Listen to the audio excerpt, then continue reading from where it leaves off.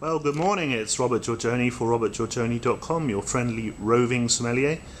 I'm here at New Zealand House in London. It's a lovely day, and I'm here with David Cox, the European Director of New Zealand Wines. David, how are you? Fine, thank you. Very good. So we're just about to get stuck into the Rugby World Cup soon, aren't we? It must be exciting. It's going to be great. I think most of the Kiwis are saying it's going to be a party down there. It starts in September the 9th. I think the opening game is going through to the final on the 23rd of October. Yeah, I think most of our activity from a wine perspective is going to be down there. It's going to be absolutely fantastic showcase for them. A lot of visitors coming down. So all our wineries from all the regions are really going to have festivals, food and wine festivals. They're going to be setting out their stalls and showing all the visitors what they're doing. So I think for us it's going to be a real focus just during that tournament. The world will be looking at New Zealand as well, so I think it'll be a good sort of message to the world of what we're doing best, which wine is one of them. Rugby too, of course. Over here, yeah, we're doing quite a bit of work to stimulate the link with the Rugby World Cup tournament. I mean, it does have a huge sort of appeal to consumers here. In all our independent retailers, for instance, they're running a promotion right now which is sort of focusing on the World Cup. It's called Try New Zealand, a bit of a play on words there for try.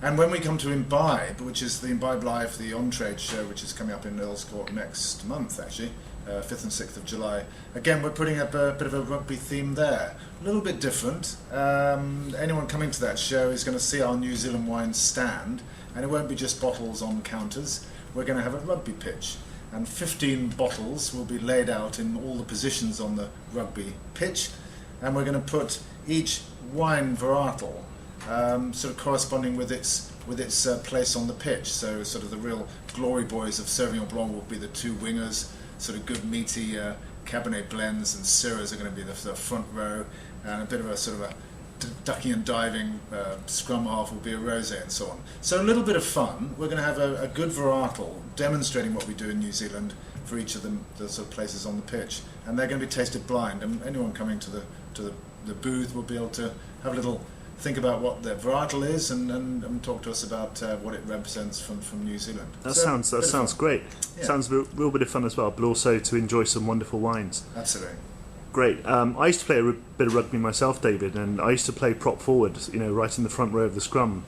So what great variety would I be? I think we've got a Pinot Noir for the... Really? I thought Pinot Noir would be a little bit too delicate. The three front rows are going to be the sort of red blends. Right, okay. Quite big and beefy. Big and beefy. And, yeah, that sounds great.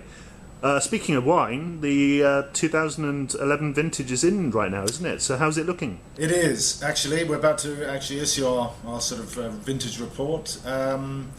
Mixed in terms of size in some respects. Well, altogether, actually quite a big vintage. It's going to be quite a bit bigger, about 25% larger than 2010.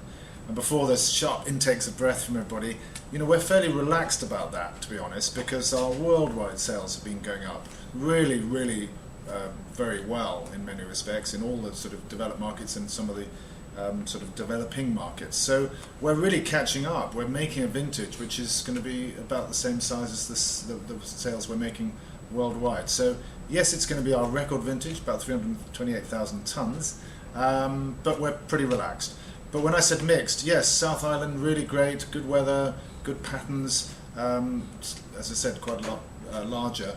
North was a bit tougher. They had some really tough weather right during vintage, and so in the North Island, Hawke's Bay and Gisborne in particular, actually vintage will be down in terms of size, and they had to do some real selecting and fruit picking to get the right quality, especially with the red blends in Hawke's Bay. So I think the quality will be fantastic, but actually some of those North Island regions will be a little bit down, so 10-15% down, with the exception of Martinborough actually in the wire wrapper.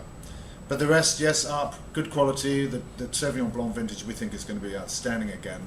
So yeah, we're positioned to sort of continue the growth of brand New Zealand, which is going pretty well. That's great. Really sounds great. Looking good.